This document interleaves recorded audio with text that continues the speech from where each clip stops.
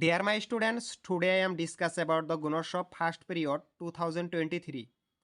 যে গুণোৎসৱৰ প্ৰথম পৰ্যায় 2023 সাধাৰণ বিজ্ঞান ইয়াৰ কুৱেশ্যনবিলাক দিয়া আছে। প্ৰত্যেক কুৱেশ্যন ভালকৈ তোমালোকক বুজোৱা হ'ব। চেনেলটো ভাল লাগিলে তোমালোকে নিজেই ছাবস্ক্ৰাইব কৰি ল'বা আৰু ছাবস্ক্ৰাইব কৰি এটা লাইক কৰি দিবা। প্ৰথম কুৱেশ্যনটো আৰম্ভ কৰোঁ যে জীৱই একেলগে থাকি পৰিপোষক আৰু আশ্ৰয় ভগাই লোৱা প্ৰক্ৰিয়াৰ কি বুলি জনা যায়? ইয়াৰ শুদ্ধ উত্তৰটো হ'ব অপশ্যন বি সহযোগী সম্বন্ধ। তাৰ নেক্সট কুৱেশ্যন তলৰ কোনটো শুদ্ধ? ইয়াৰ শুদ্ধ উত্তৰটো হ'ব বৃহদন্ত্ৰ ক্ষুদ্ৰন্ততকৈ বহল আৰু চুটি। এই অপশ্যনটো শুদ্ধ অপশ্যন। তাৰ নেক্সট ঊণ আহৰণ প্ৰক্ৰিয়াৰ বৰ্গীকৰণ কি? ঊণ আহৰণ প্ৰক্ৰিয়াৰ বৰ্গীকৰণ হ'ল যে ভেড়াৰ ছালৰ মসৃণতাৰ ওপৰত ভিত্তি কৰি নোমবোৰ পৃথক কৰা হয়। তাৰ নেক্সট কুৱেশ্যন ভিনেগাৰ আৰু বেকিং সোডা মিহলাই এটা হিচ হিচ শব্দ শুনাৰ উপৰি গেছৰ বুৰবুৰণি ওলোৱাৰ দেখা যায়। এই বিক্ৰিয়াটোৰ শব্দ সমীকৰণ কি হ'ব? এই বিক্ৰিয়াটোৰ শব্দ সমীকৰণ ইয়াত হ'ব ভিনেগাৰ বেকিং সোডা বিক্ৰিয়া কৰিলে কাৰ্বন ডাই অক্সাইড আৰু আন দ্ৰব্য। এইটো কিতাপত তোমালোকক ইয়াত লিখিছোঁ 61 নম্বৰ পেজত 61 নম্বৰ পেজত কিতাপত সুন্দৰভাৱে বৰ্ণনা কৰা আছে। তোমালোকে ইয়াৰ পৰা চাই ল'বা। তাৰ নেক্সট কুৱেশ্যনটো এনেকুৱা ধৰণৰ যে এই চিত্ৰটোত এই এ আৰু বি এই বৰ্তনীটোৰ এ বি তাৰৰ মাজেৰে বিদ্যুৎ প্ৰবাহিত হ'লে তাৰ ডালৰ সম্পৰ্কে তলৰ কোনটো উক্তি শুদ্ধ? ইয়াত তোমালোকে চালে আমি দেখিবলৈ পাওঁ যে চুম্বকীয় শলাডাল তাৰ ডালৰ ওচৰলৈ নিলে শলাডাল বিক্ষিপ্ত হয় আৰু ইয়াত সুন্দৰভাৱে বৰ্ণনা আছে। তোমালোকে বিদ্যুৎ চেপ্টাৰটোত যাবা, যাই ইয়াত ভালকৈ চাই ল'বা। গতিকে ইয়াত এইটো অপশ্যন এ নাম্বাৰটো এইটোৱে মোৰ হিচাপে এইটোৱে হ'ব লাগে। তোমালোকে চাই ল'বা এইটো।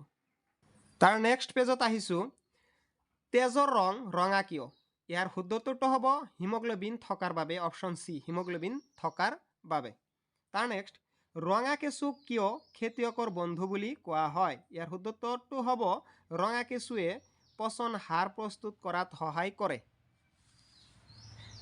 যে এক্স বহুৱা স্থানে মানুহৰ শ্বসন তন্ত্ৰৰ কোনটো অংশ চিহ্নিত কৰিছে?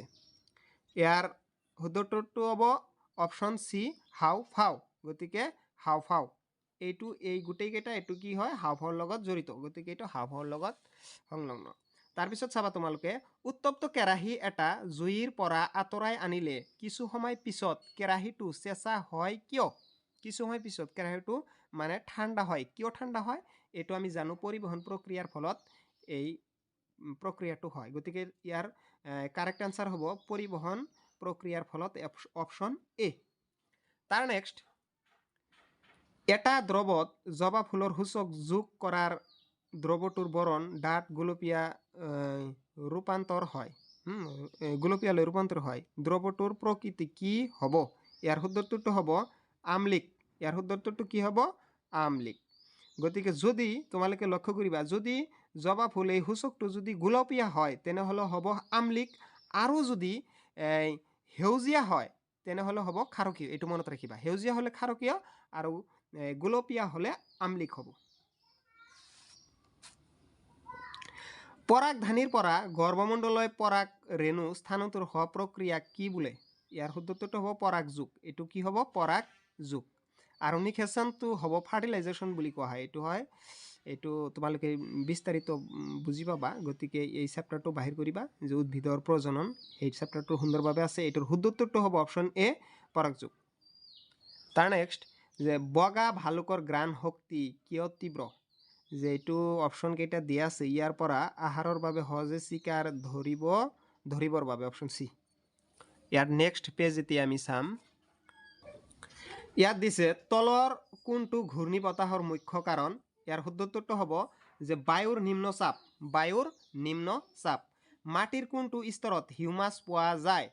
মাটিৰ ক স্তৰত হিউমাছ পোৱা যায়, মানে ফাৰ্ষ্ট ষ্টেপতেই হিউমাছ পোৱা যায়।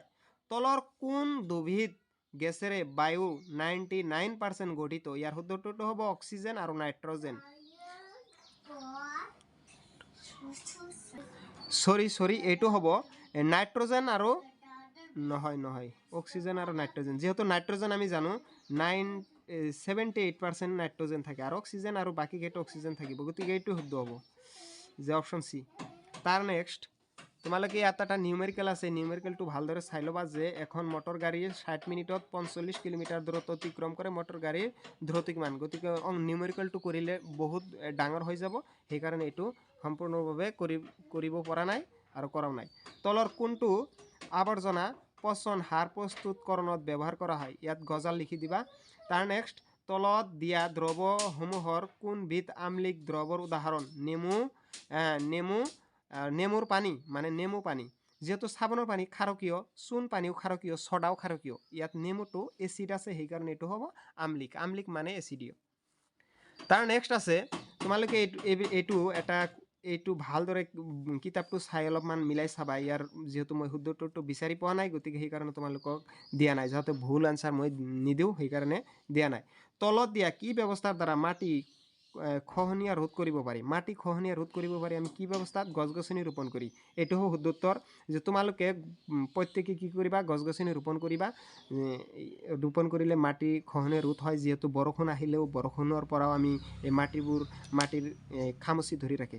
গতিকে ভিডিঅ'টো ভাল লাগিলে তোমালোকে ছাবস্ক্ৰাইব কৰিবা, লাইক কৰিবা, মই এইটোৰ বাবে তোমালোকৰ ওচৰত কাম্য ইমানেই।